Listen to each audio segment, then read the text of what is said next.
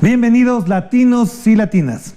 Hoy nos autoproclamamos todos y todas presidentes de cada uno de nuestros países. Seremos en adelante los gobernadores de nuestros destinos y tendremos como único sur la justicia y la equidad. No obedeceremos a los capitales ni a sus propietarios. Hoy nos autoproclamamos presidentes de la Pachamama, no para gobernarla ni para someterla, sino para dialogar y armonizar con ella nuestros sueños y nuestras angustias.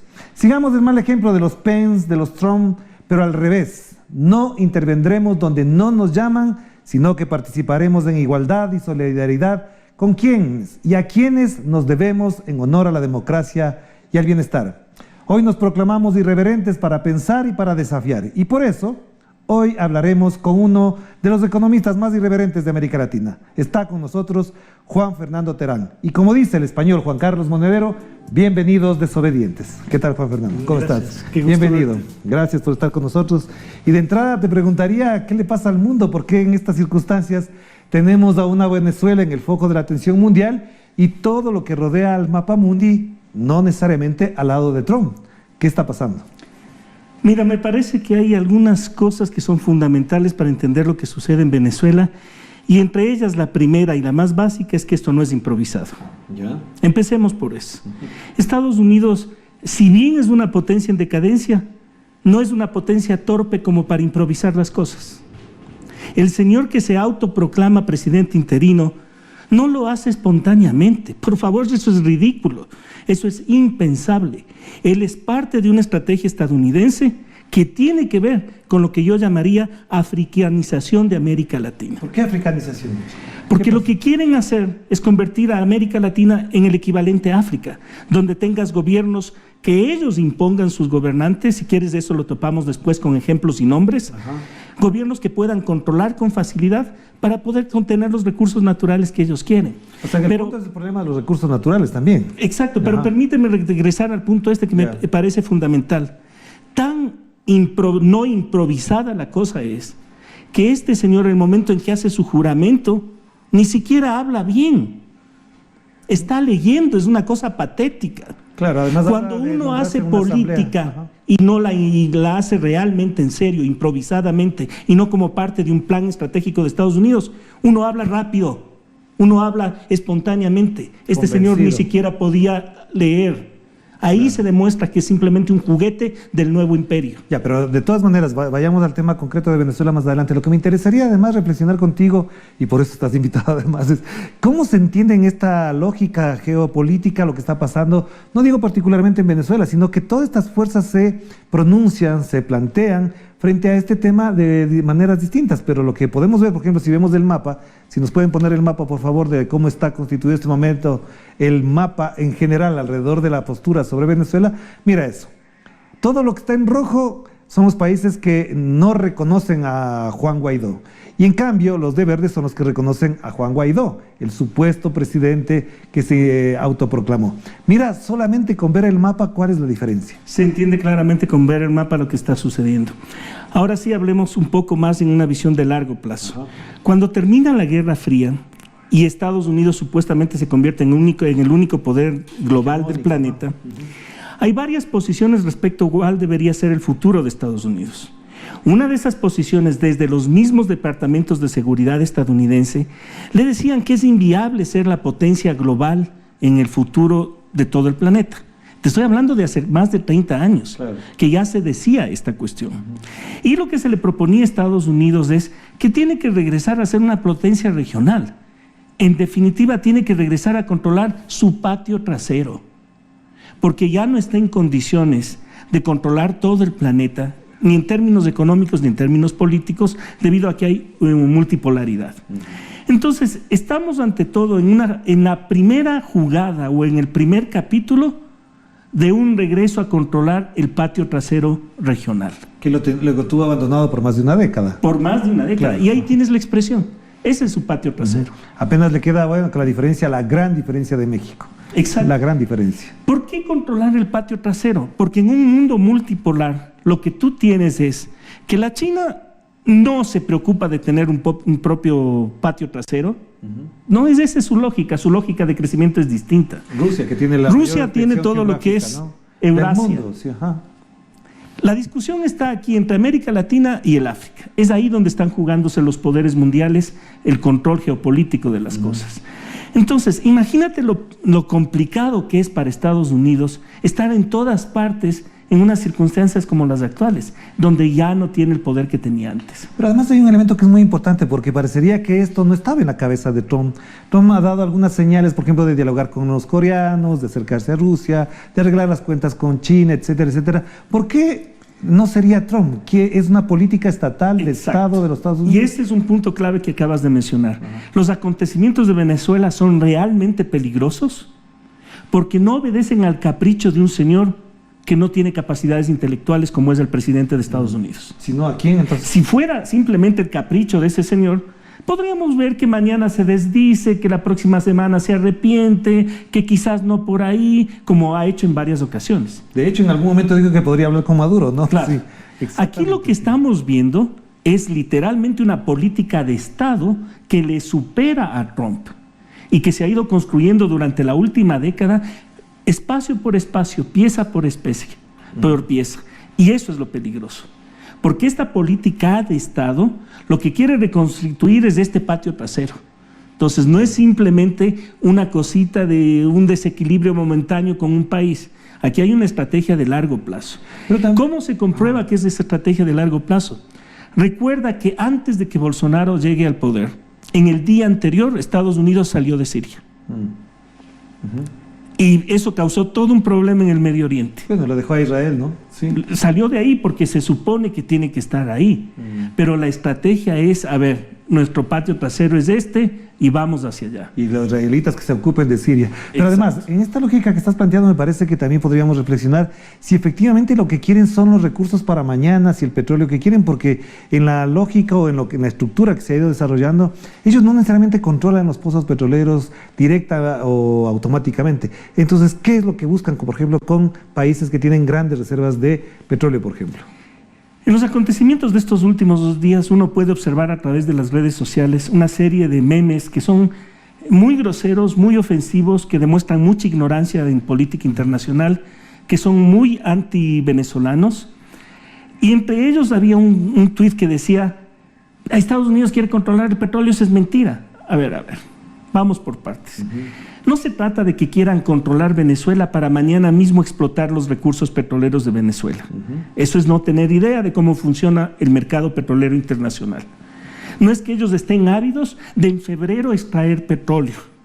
No, eso no es el caso. ¿Qué quieren? Lo que quiere Estados Unidos a través del control de Venezuela es controlar las reservas petroleras del país como un mecanismo de presión y control del mercado a largo plazo. De los precios. Entonces. De los precios del mercado.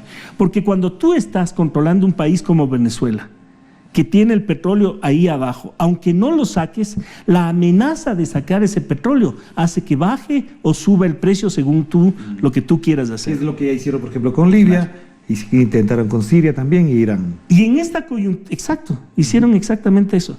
En esta coyuntura, imagínate lo que es en el próximo año, en este 2019, para un gobierno como el de Trump que se está cayendo a pedazos, la posibilidad de que de repente tengas un petróleo absolutamente barato. Porque ya controlas las reservas o la posibilidad de controlar esas reservas. Entonces no seamos tan burdos en el entendimiento de la geopolítica internacional, imaginándose que van a desembarcar para sacar recursos petroleros en febrero. No, es simplemente la amenaza de poder controlar esos recursos la que sube o cambia precios de equilibrio en el mercado internacional. Ya, pero volvamos a una cosa que me quedó latente y todavía no creo que la hemos explicado bien. ¿Por qué hablas de que se pretende una africanización de América Latina? ¿Cuáles serían los síntomas, las señales o los indicios para ello? A diferencia de los Estados Unidos, que era un imperio después de la posguerra y que se dedicaba a fomentar la democracia como forma de control internacional, malas democracias de baja intensidad o lo que tú quieras, pero fomentaba la democracia. Su carta de imperio era el fomento de la democracia. Democracias de papel le llamaron en algún momento. Así como Roma fomentaba el latín como forma de sentirse imperio. Estados Unidos ahora no puede convivir con democracias. No soporta democracias que sean profundas, reales o fuertes. Soberanas. O soberanas. Claro. soberanas, simplemente soberanas, democracias que sean soberanas. Porque una democracia que sea soberana no le permite hacer lo que quiera en términos del manejo de recursos naturales, manejo de deuda externa, manejo de precios internacionales de ciertos bienes, etcétera. O de relaciones como pasó, por ejemplo, con el tema de UNASUR. Se organizan, se juntan y a ellos no les convino eso y desbaratan a la UNASUR. Entonces, lo que tú observas de este rato en el África es un drama, pero es una cosa espantosa que a uno le duele ver lo que sucede. Yo creo que en décadas no se ha visto eso. Hay la injerencia de Norteamérica en Ruanda, en el Congo, en la República Democrática del Congo, en Zimbabue, en donde quiera que pueden se meten. Y en la parte árabe de África también. Exacto. Y se meten para juzgar quién es el presidente o no. Es de lo más increíble.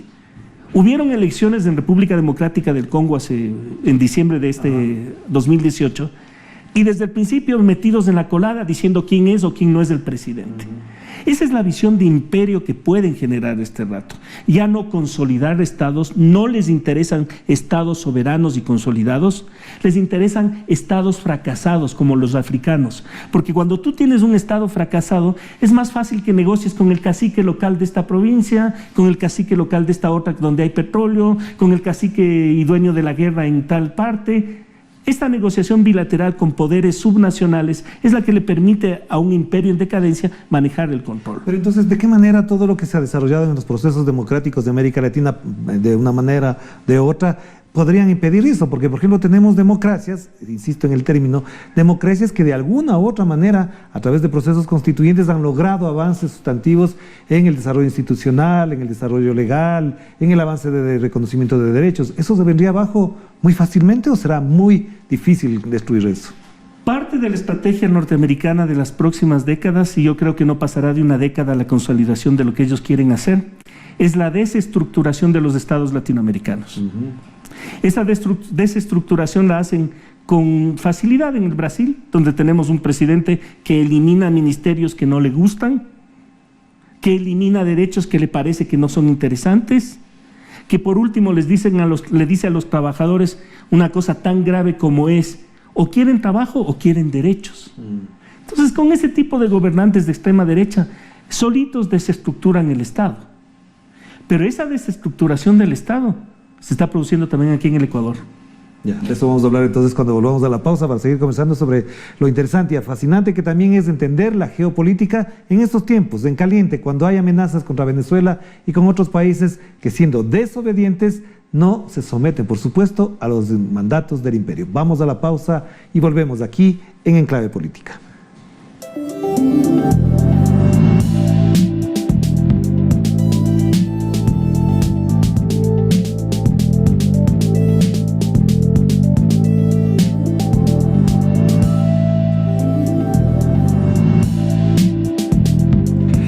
Estamos de vuelta aquí en Enclave Política a través de Telesur, la señal informativa de América Latina, abordando el tema fascinante, siempre será así, de la geopolítica. Y Juan Fernando terminaba la primera parte de esta entrevista diciendo qué está pasando en el Ecuador, qué es lo que pasa en Ecuador con respecto a esto que parece tan grande comparado con los problemas que tiene Ecuador.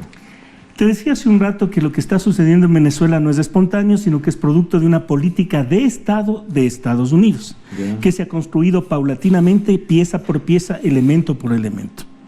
En ese diseño geopolítico norteamericano dirigido a reconquistar su patio trasero, hay estados en los cuales tú sabes que son tuyos y que cuentas de alguna manera con esos, como por ejemplo Colombia, Argentina con Macri, México cuando estaba el PRI o el PAN, sabes que cuentas con esos estados. Pero lo que no se esperaban y lo que faltaba en esta estrategia de legitimación de la violencia contra Venezuela es un estado como el ecuatoriano. ¿Por qué? Es el típico país pequeño, pacífico, progresista, que le presentas mediáticamente como el hijo equivocado que ya retomó el buen camino. Pero al que le toleraste por algún tiempo sin que produjera mayor problema. Entonces vean cómo se equivocaron durante una década, ahora sí están en el buen camino, y como están en el buen camino, ellos sí dicen cosas interesantes sobre cómo debe ser el mundo. Entre esas, las barbaridades que se dicen sobre Venezuela desde el Ecuador, y las cosas que se dicen sobre Venezuela desde el Ecuador, sin darse cuenta de que aquí el Ecuador está jugando solamente el papel de un peón cualquiera, al cual no se le respetará en lo más mínimo porque no tiene el peso geopolítico de Brasil, de la Argentina o de México. Entonces, es terrible ver cómo mediáticamente se está construyendo un deseo de sangre. Quieren ver sangre en Venezuela. Dejémonos de tonterías. Eso es lo que está pasando mediáticamente. No les interesa la reconstrucción de la democracia o del Estado o de cualquier entelequia en Venezuela.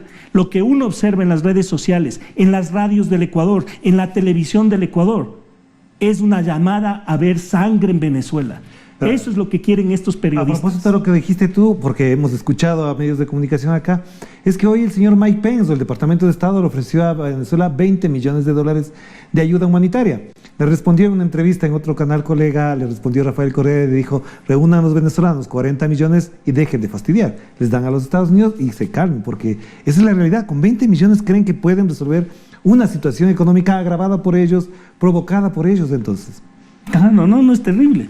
Y mira, dentro de esta estrategia en la cual están sobornando a ciertos estados que son más fáciles unos que otros de sobornar, tú te encuentras con pasos dentro de esta lógica de control económico que son sumamente graves. Te recuerdo unos que son inauditos e impensables, que te demuestran cómo el imperio, este es un imperio en decadencia.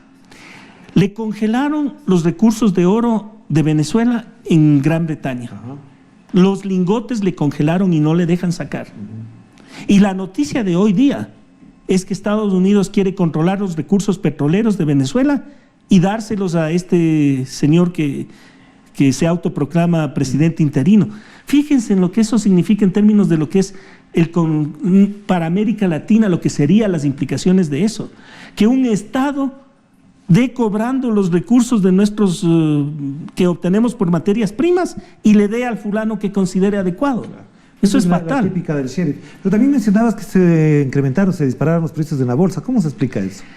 En un solo día, en el día de ayer, las obligaciones de deuda venezolanas, que eran cotizadas muy bajas, pero muy, muy bajas, porque la impresión que tenías es que no iba a poder pagar ese Estado y se cotizaban, por decirte algo, en menos de 20 puntos. Pero además, Venezuela pagó $70.000 millones de la deuda, es decir, no ha sido un Estado incumplido. No, para nada. Pero para simplificar, digamos que por menos de 20, para quitar los números en no cifras exactas.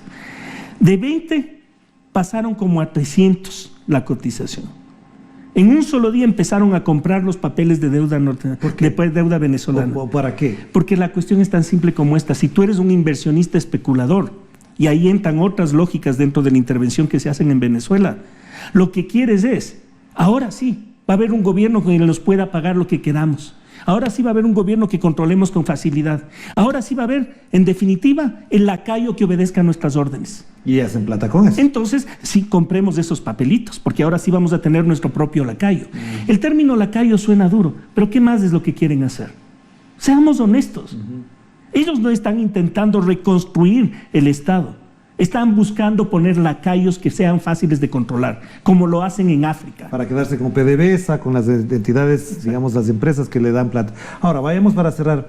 En esta lógica también hay otro elemento que valdría la pena reflexionar, y en virtud de lo que tenemos es estos tratados de libre comercio, el rol que está jugando la OEA, es decir, desinstitucionalizar, desintegrar a América Latina para que la institucionalidad aparente venga desde el norte. ¿Eso les va a funcionar? ¿Le interesa tanto a los Estados Unidos que esto funcione en esa lógica también? Porque tenemos por otro lado a China, a Rusia, a Turquía, a Irán y a otros países sólidos económicamente, también relacionándose con Venezuela. La última vez que Estados Unidos intentó hacer un proyecto propio de integración económica a través del libre comercio fue a finales de la década del 90, que era el famoso ALC, Área de Libre Comercio de las Américas, que fracasó porque el Brasil no permitió que eso exista. Y ya estaba Chávez también parando eso ahí con su discurso. Y tenían claro, era justo en los 99, 2000, 2001, cuando se da el fracaso total de este proyecto, que quería unificar a todos los países, bajo la lógica norteamericana. Eso es sumamente indicativo de cuán mal estaban ya en ese momento en su capacidad de hegemonizar su propio patio trasero. Exacto. Pero en esta ocasión, Estados Unidos, con el grupo de Lima y con el Asia-Pacífico en su proyecto de integración, está reconstruyendo esta lógica de una sola área de libre comercio bajo la égida norteamericana. Esto es tremendamente grave porque la pieza de Bolsonaro en esto ya no es una pieza que se oponga. Ya no, el Brasil no es un freno a las ambiciones regionales estadounidenses, al contrario. Entonces, claro, en este momento, países como Venezuela o como Cuba, simbólicamente son disfuncionales para Estados Unidos, incluso en la perspectiva discursiva de un área de libre comercio. La soberanía, que es una cosa que parece una entelequia intangible, la soberanía tiene implicaciones reales. Y las implicaciones reales de ser soberano son que no permites que el otro haga lo que el otro quisiera hacer. Pero cuando empiezas a generar gobiernos lacayos en toda América Latina y te quedan 2 o 3 gobiernos dignos que se paran frente al imperio, tienes un problema que hay que resolver. Y por eso yo quisiera señalar una cuestión. Lo que vamos a ver en las próximas 48 horas, que son decisivas para el futuro de América Latina, no de Venezuela. ¿Ya? Lo que vamos a ver en las próximas 48 horas es la capacidad o no que tiene Estados Unidos para incidir directamente en un problema venezolano. Hablas a propósito de la salida de los diplomáticos estadounidenses por la ruptura de relaciones planteada por Nicolás Maduro. Porque se nota que quieren intervenir militarmente. No les funcionó lo de Guyana, el conflicto que intentaron generar con Guyana. El atentado contra Maduro el 4 de agosto, además. No funcionó el atentado. En Bolsonaro no se ha metido tan rápido como quisieran los norteamericanos, pero este momento es el momento en que ya se lanzaron con todo. Y te añado una cosa más. Colombia, que estaba tan preparada, le aparece el ELN poniendo un bombazo y le toca regresar a su patio interno para poder atender sus problemas locales, domésticos, que son graves también para los colombianos. Sí, totalmente. Entonces, la reacción que pudiera suceder en estas 48 horas va a determinar lo que pasa en América Latina, porque América Latina no se va a quedar impávida frente a lo que sucede en Venezuela. Los gobernantes creen que solo son ellos los que tienen la voz de los pueblos y se olvidan que los pueblos sí tienen capacidad de respuesta. Pero a ver, Juan, hay una cosa que me interesa también analizar contigo, es de todo lo que estamos hablando parecería que no estuvo en la agenda de discusión y tampoco en las materias con las que abordan los intelectuales latinoamericanos, que estaban muy preocupados por los derechos liberales, por los derechos sociales, pero de estas cosas de fondo, de una u otra manera, se ausentaron y dejaron que el río corra solo. Sí, incluso entre los llamados intelectuales de izquierda. Es que nadie se podía imaginar, salvo que estés realmente dedicado al estudio de la política internacional norteamericana, nadie se podía imaginar que íbamos a regresar al imperio de los años 30 del siglo pasado. Pues. Se supone que eran medios racionales, que eran un imperio medio democrático, cosas de ese estilo. Pero no este imperio que impone liderzuelos en cada país. Nadie se imaginaba esa posibilidad. Por eso es tan grave el momento en el cual estamos viviendo. Nota lo que está pasando. Estamos en un conflicto similar al conflicto de los misiles en Cuba en el año 60. Estados Unidos es el que genera la participación de Rusia, de China, involucra a potencias globales en una cuestión regional. Pero tú estás mencionando a propósito del tema de la intelectualidad, también es cierto que, por ejemplo, en algunos momentos, no digo que en todos, Noam Chomsky ha estado advirtiendo de estas cosas porque viviendo desde adentro de alguna manera sintoniza mejor con la lógica de los estadounidenses. Lo que pasa es que no era tan creíble en América Latina esto, porque en América Latina vivíamos en un espejismo, imaginándonos que Estados Unidos ya tenía un buen comportamiento en esta fase. Y que nos respetaba. Y que nos respetaba, claro. desde que ya no se metía con las dictaduras en los años 60, ya es otro Estados Unidos, ya ha cambiado. No ha cambiado. Es más, regresa a ser el imperio a la antigua. Y el problema es de este rato que es un imperio tan en decadencia que científicamente tú tienes algunos indicadores de la decadencia norteamericana. Y te cito 2 que me parecen formidables. A propósito de cómo el problema de un imperio en decadencia se transmite y se refleja en la vida cotidiana. La China es el país que más artículos de PhDs publica en el mundo. Este rato.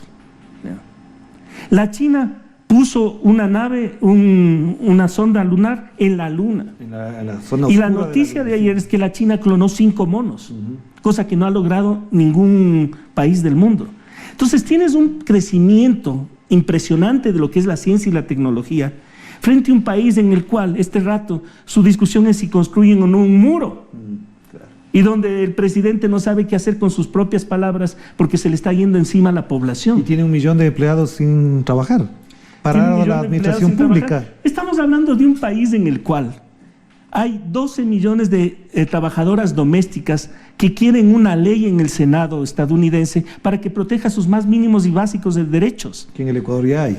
Entonces, sí, estamos en un país, estamos hablando de un Estados Unidos que no es la potencia que era, y eso es lo peligroso, porque cuando te estás hundiendo como potencia global, te aferras a tu patio trasero, quieres que tu patio trasero siga tus órdenes a diestra y siniestra, y no te importa si tienes que fomentar violencia para controlar ese patio trasero. Pero de todas maneras, volviendo solamente ya para cerrar el tema de los intelectuales, muchos de estos intelectuales progresistas, al menos de los que tú y yo conocemos muy personalmente en el Ecuador y en regiones muy cercanas, fueron cooptados. Es decir, todo el aparataje de la USAID, de las ONGs, los cooptaron al modo en que hoy es muy difícil que ellos den la cara y que se laven la cara quitándose la vergüenza que tienen de haber apoyado estos procesos de instauración hegemónica de un modo incluso cultural de dominación que no es fácil de levantar.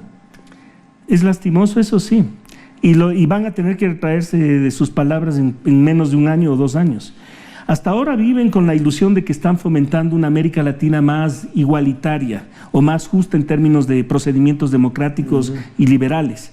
Veamos cuando vean las invasiones que genera Estados Unidos, qué cara ponen, ¿no? Y además acaban de expulsar a un líder LGBTI en Brasil y no les hemos visto. Cuando se les acabe la propia democracia y la ficción de democracia que ellos han generado. Hasta este momento quieren ver sangre en Venezuela. Ya, veamos qué va a pasar después. Cuando tengan su propio Bolsonaro en Ecuador, tengan su propio Bolsonaro en Paraguay, tengan su propio Bolsonaro en Costa Rica, veamos qué opinan esos intelectuales liberales mild. Claro. Gracias, Juan, muy amable. Bienvenido siempre para reflexionar con nosotros. Y no se olviden, voy a insistir permanentemente, los desobedientes tenemos claro qué podemos hacer en momentos donde la angustia, como decía José Martí, es el precio de ser uno mismo. Y eso no es ceder a las tentaciones de la comunidad, ni entregarse a los brazos de la desidia. Que la pasen bien. Chao, chao.